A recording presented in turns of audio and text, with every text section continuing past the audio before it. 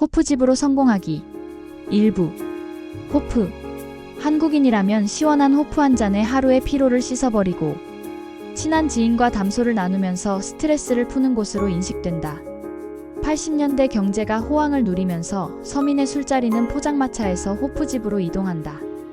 호프의 인기와 더불어 치킨 시장이 급속도로 성장하고 이는 곧 초기 프랜차이즈의 형태를 띠면서 90년대 프랜차이즈의 호황의 견인차 역할을 해왔다.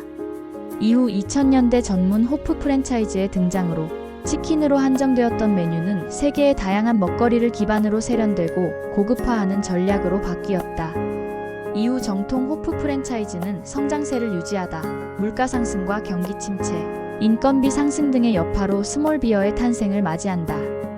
더욱이 코로나를 거치면서 배달 시장의 확장은 앞으로 호프 장사를 시작하려는 사람들에게 일목요연한 방향성을 제시하지 못하게 되었다. 한국의 호프 시장은 이제 극과 극으로 양분된다고 본다. 대형 호프집이거나 조그마한 호프집으로 중간은 이제 살아남기 힘든 구조가 되어버렸다.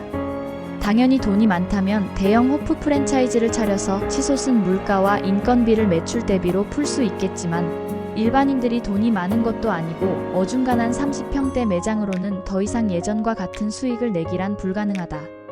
30평대 매장에서 3천만 원 매출을 올리기 위해서는 기본 인원이 최소 2명 이상은 필요하며 임대료가 비싸다면 이는 10평대에서 혼자서 1,500번은 매장보다 수익이 더 적게 나오는 기현상이 작금의 현실이다.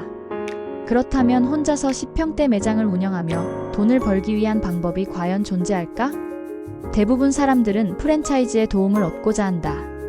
그러나 프랜차이즈 본사의 높은 식자재 값으로는 매출 대비 실제로 남는 게 없다. 여기에 배달까지 한다면 높은 배달 수수료에 실제로 가져가는 돈은 더 적어진다.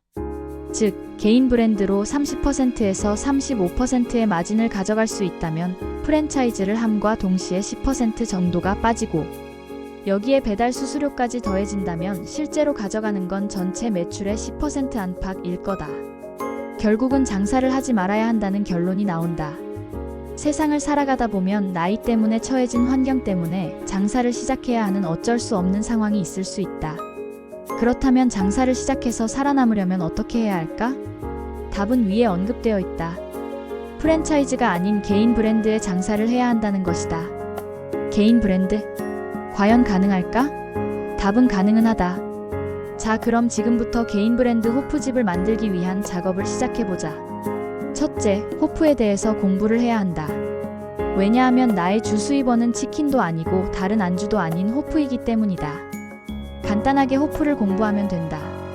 이는 손님과 담소를 나누다 보면 호프의 지식이 있는 손님이 가끔 있기 때문이다. 그냥 이야기할 수 있을 정도의 호프 지식만 있으면 된다. 전문 수제 맥주집이 아니다 보니 어렵게 공부할 필요는 없다. 그리고 호프가 어떻게 냉각기를 통해서 방출기로 나오게 되며 청소 등의 노하우는 거래하는 주류사 직원과 설치해주는 맥주회사의 직원에게 배우면 된다. 어렵지 않으니 천천히 배우고 실습을 하다 보면 금세 능숙하게 된다. 호프를 따르는 방법은 많이 따르다 보면 자신에게 익숙하게 되므로 무조건 많이 따라보기를 추천한다. 둘째, 본인의 마인드를 서비스 마인드로 전환해야 한다. 어쩔 수 없이 장사를 하지만 그렇다고 본인의 고민을 손님에게 표출할 수는 없지 않은가. 매일 아침 거울을 보면서 서비스 마인드를 연습하는 걸 추천한다. 이는 유튜브나 책 등에서 많이 언급하는 부분이니 잘 알 거라고 본다. 셋째, 매장 이름과 메뉴 정하기이다. 매장 이름은 번화가에 오픈할 게 아니라면 동네 상권에 들어가야 하므로 동네의 어른들 놀이터라고 생각하고 이름을 정하기를 추천한다. 치킨 전문 브랜드도 아니고 그렇다고 프랜차이즈도 아니니 동네 쉼터의 개념으로 이름을 지으면 된다. 로고와 메뉴판의 경우는 미리 간판 사장님과 충분한 상의를 거쳐서 이미지나 메뉴판 등을 생각해 두는 것이 좋다. 통상 호프 안주는 샐러드 요리, 치킨 요리, 튀김 요리, 탕 요리, 볶음 요리, 무침 요리, 구이 안주로 크게 나뉜다. 위 카테고리를 토대로 카테고리당 2개에서 5개를 정한다. 메뉴는 요즘 유튜브나 인터넷에 요리 레시피가 있으니 이를 기반으로 본인의 레시피북을 만들고 추후 매장을 차리게 되면 오픈 전 충분한 실습을 통해 능숙하게 만들면 된다. 그리고 호프와 소주 그리고 간단한 하이볼도 메뉴로 준비해보자. 위의 3가지가 가장 기본이 되는 장사 전 준비 작업이다. 이를 바탕으로 모든 걸 서류화한다. 메뉴 레시피, 식자재 리스트, 주방기물과 기기 등의 리스트를 작성한다. 호프의 경우 메뉴에 따른 접시류를 테이블 수를 고려해서 구입한다. 그리고 앞접시와 숟가락, 젓가락, 각종 소스볼, 집게와 가위 등 내가 가본 호프집을 상상하면서 리스트를 작성한다.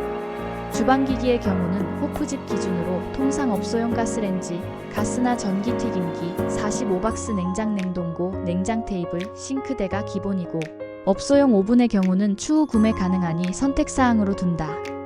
특히 오븐의 경우는 전기 용량이 4kg 정도 들어가니 나중 인테리어 공사 시 꼭 전기 용량에 대한 사전 준비는 필수이다. 대략 상가용 전기 용량은 10kg이니 오븐을 제외한다면 에어컨 외에 크게 들어가는 전기는 없다.